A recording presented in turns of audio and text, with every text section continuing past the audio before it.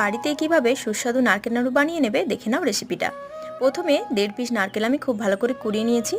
চুলা অন করে বসিয়ে দিলাম একটা কড়াইতে দিয়ে দিলাম 400 গ্রামের মতো চিনি, হাফ কাপ দিয়ে দিলাম জল, তারপর একটু এলাচের দানা ও ঘি।